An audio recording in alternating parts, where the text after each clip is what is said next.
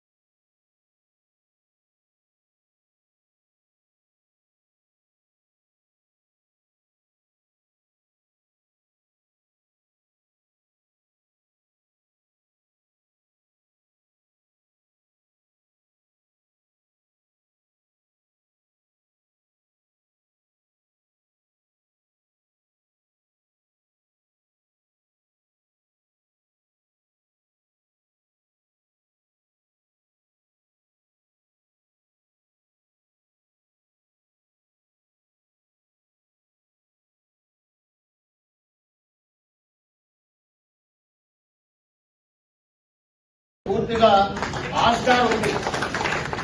ఎందుకంటే నేను మా బూత్ ప్రెసిడెంట్ తో సమీక్ష చేశాను. మా బూత్ ప్రెసిడెంట్లందరూ ఇచ్చినటువంటి నివేదిక ప్రకారం మా వార్డులో 14,472 ఓట్లుంటే, అంటే ఓటర్స్ ఉంటే, సుమారు 6,800 పైచీలకు ఓటర్లు నమోదైతే అందులో సుమారు 5,500 ఓట్లు నమోదైతే మాకు వచ్చినవి